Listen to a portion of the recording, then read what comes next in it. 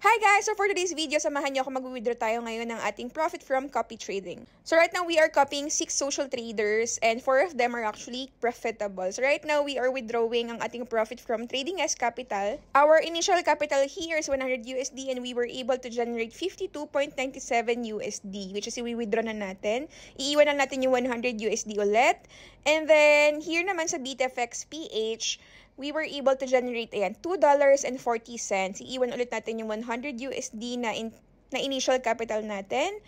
And then, another naman, kay FX Danily, which is mine, we were able to generate $18.55 and iiwan ulit natin dito yung 100 USD na lang. Ayan, kasi binabaan naman niya yung capital minimum. Ayan, and then kay Pension EA naman, which is ito sa mga pinakamalaki nating kinita, dahil we were able to generate 35.48 USD and then iiwan ulit natin yung intended or initial capital natin na 300 USD.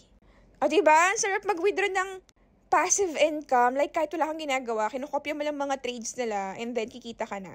So, visit natin tong finance and then makikita natin dito na nag-reflect na lahat ng mga winidraw natin dyan. And anytime, anywhere, pwede nyo i-withdraw yan. Good as cash na po yan. And kung titignan dito sa ating withdrawal history, ayan, lahat naman po yan na we-withdraw ko ng maayos.